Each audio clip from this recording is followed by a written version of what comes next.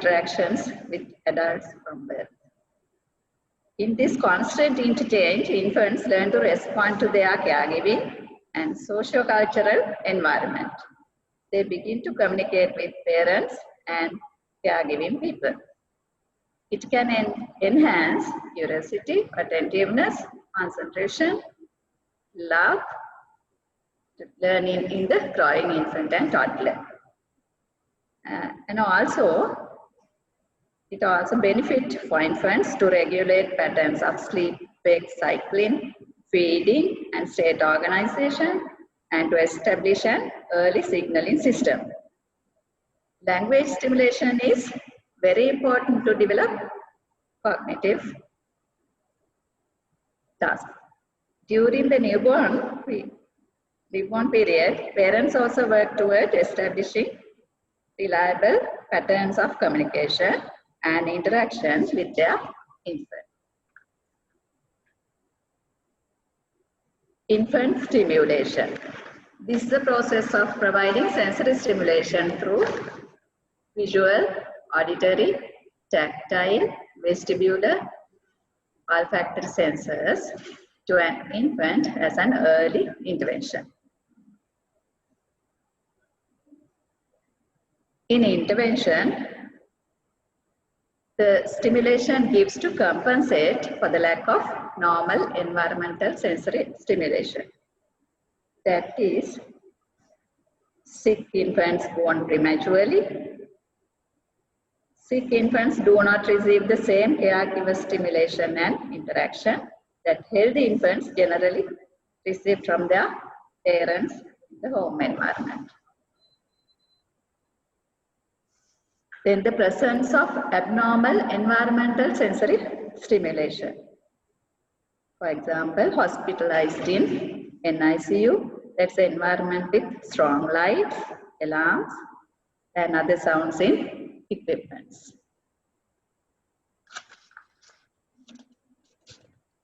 Different sensory stimuli.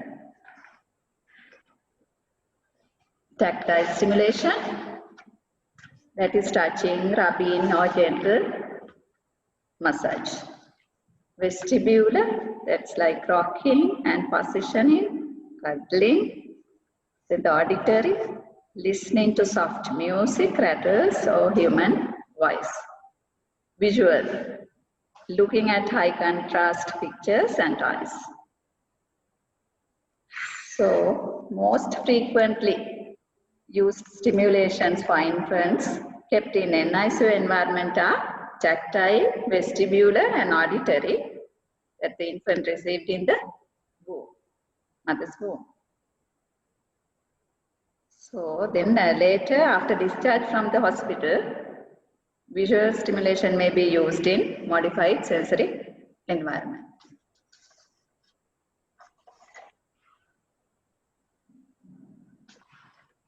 Now, we have to know the newborn neurobehavioral subsystems. These are the autonomic, motor, state organizational, attentional, interactional, and regulatory. According to the system, if the stability state is autonomic, regular respirations. If there's instability, irregular respirations. Then stability, the good stable color. Instability, if there's instability, color changes, pale, maybe flushed or cyanotic. Then another thing, no tremulousness or minimal tremors. If there's instability, there are tremors. The other thing, stable infants, no visceral signs or very minimal visceral signs. Otherwise, instability state, gagging, sneezing, and yawning are frequent. Motor system, well-regulated tone. If not, instability, flexibility, well-modulated posture. If the instability, extended postures like saluting, extended arms, or sits on air like extended legs, maybe arching. tongue protrusions, like, and the motor, according to the motor system, there may be smooth movements in stable state. If there's instability, maybe abrupt and jerky movements. State organization system, there may be stability, smooth movements. Oh, sorry, that's motor. State organizations, they may have strong sleep states. If not concentrated sleep states. Attentional and interactional. Those infants, they have ability to attend to visual and auditory input. If not, gaze aversion. Prolong attention. If not, staring. Regulatory, when comparing to regulatory system, uses strategies to maintain balance. If not, unable to maintain balance or makes no effort to balance. So, we have to, if there's instability, we have to intervene the child to overcome the issues. So, this is the very modern and very best way to do the intervention. This is kangaroo mother care. It's skin to skin contact. So automatically develop breastfeeding, love and warmth. So these are the pictures. We can see how to place the child on mom's chest, giving more skin to skin care, and mother and the child bond. We are developing the bond, and same time it's much effective for feeding and the mother's comfort as well as child's comfort. Why kangaroo care?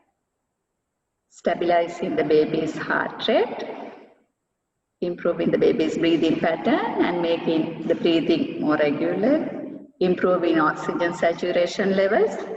This is a sign of how well oxygen is being delivered to all of the infants' organs and tissues. Gaining sleep time, experiencing more rapid weight gain, decreasing crying, irritable crying, having more successful breastfeeding episodes, having an earlier hospital discharge. Benefits of kangaroo care for parents can include improving bonding with the baby and the feeling of closeness, increase in the breast milk supply, increase in the confidence in the ability to care for your new baby, increase in the confidence that the baby is well cared for, increase in the sense of control.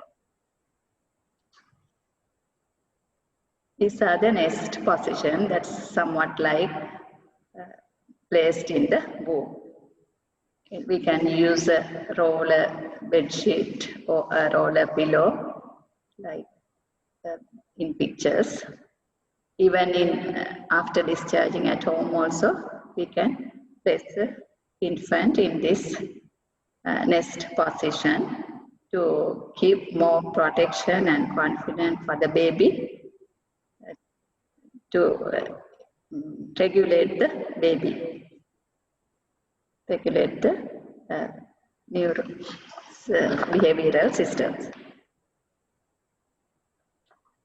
Then the communication and interaction. This is how we can initiate, promote the infants and mother to interact, the way of placing the child like infant like this. That is also in first picture, that is skin to skin bond care. And the next picture also, mother looking at the baby and talking to her. And the other one also continuing and talking to the infant while the child is in the cot. This is how we place the child in to promote motor. skills. That's motor stimulation. We have to place the child in prone position underneath the pillow, underneath the chest. Pillow means a roll, maybe a roller or a bed sheet, rolled bed sheet. So this is how we are stimulating motor skills. That's encouraging head and neck balance and the truncal stability. Even this is very much effective for soothing the child. This is called a homemade hammock, and even cuddling the child, baby. And also when we are carrying the child like baby is carrying in this way and walking like cuddling. Hammock positioning is found to be an effective intervention option to reduce pain and improve sleep wakefulness state, reduce heart rate and breathing frequency, increase peripheral oxygen saturation, which made it treatment option for preterm infants. And this is how we are giving tactile input. Even in the incubator, we can touch the baby like this to giving more touch input. That should be a gentle touch, and giving skin to skin touch, and also touching mom's face like this way, to giving more promoting tactile input. These are the feeding positions and eye-to-eye talking. Feeding positions should be very comfortable to the child as well as mother, and giving minimal support to the head and neck, back of the head and the neck, and facilitating feeding, breastfeeding. This is how we have to know about severe corticovisual impairment. Is a decreased visual response, that is neurological problem affecting the visual part of the brain.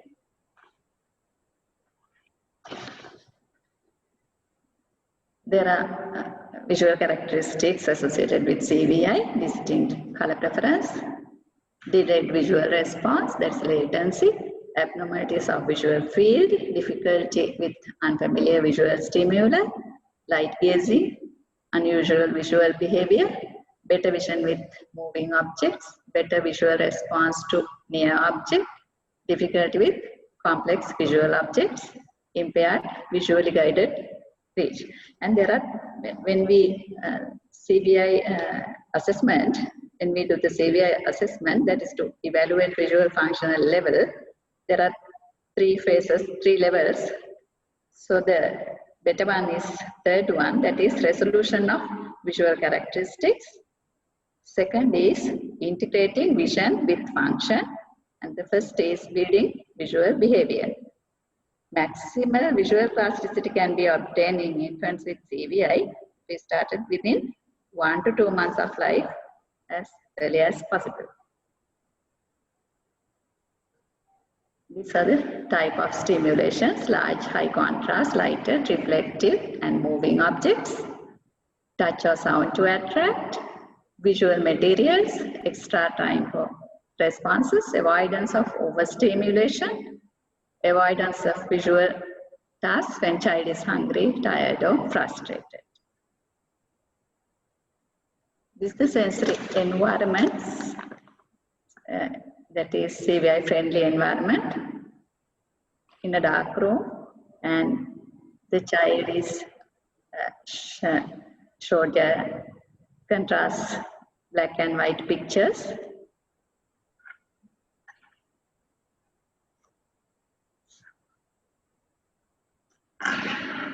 The functional assessment. Identify specific problems found in CVI. Provide recommendations for accommodations based on characteristics of behavior. This will guide the treatment for each child. These are the phases and the assessment form. Continuing stimulation intervention after discharge even from the hospital. This is very easy way of hammock to make. That's giving proper input, vestibular, and then the proprioception. Even very feasible things to use at home.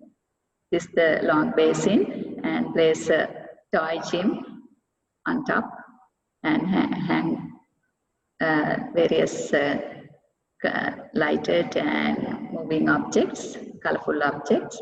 That is to promote reaching and kicking, so swiping, reaching and kicking. So then giving more motor stimulation as well as proprioception. And this is the way the infants, they can place at home. Other than providing proper sensory stimulation, it's very much important is to how to give the idea of proper handling. These are the some strategies of giving proper handling, carrying angles, giving minimal support to the head and back of the neck. And even this is the way we can carry the child and promoting head and neck balance. If we are carrying the baby even from the bed or the floor, there are the ways how to handle the baby by the side of the trunk and then turning and then lifting the baby up. And mother should, if placing the child even in prone position, mother should go to the child's eye level. That is how we can show it in this picture. There are some sort of activities for infants and babies. It should be the toy hanger. It's very good. That is giving more visual input as well as motor stimulation to reaching and to improving their cognitive ability and interacting and giving more playful tasks. Somewhat like it's improving the child's next level of play skills like pretend and symbolic play. And we can use this sort of vestibular activities even using a gym ball and placing the child in a hammock, not like sitting, not like lying, but more upright position in sitting, as somewhat playing with interaction. Intervention goals to promote change in the child's functional performances. That is how to change infants' immediate psychosocial and physical environment, promoting sensory motor abilities. To reframe the child's behavior, that's by changing instability states to stable state. To assist the family and child by introducing appropriate toys to use, maybe CVI friendly or tactile attractive or auditory attractive toys accordingly. To support family members, so, have to take grandparent support, that's for involvement in therapy, sibling participation in therapy and activities. Outcome goals. Self-regulation of babies and build up mother-infant bond, infants' exploration to the environment, fine motor coordination and play, functional use, development of visual perception, improve hand skills, development of performance components like psychosocial, maybe cognitive, gross and fine motor, likewise. These are the outcome measurements we are using. General movements assessment, that's games. Hind, that's more towards Neurological evaluation aims is more towards motor skills. Max, that's manual ability classification system. OPEM is Canadian Occupational Performance Measure, that's towards mother's concerns, mothers or the carers' concerns towards child, and to identify the problems and to identify the problems and to plan the aims. And the others of course sensory profile measures. Occupational therapy intervention, that is specific to play. Goals to improve specific component skills, that's cognition, psychosocial, gross and fine motor.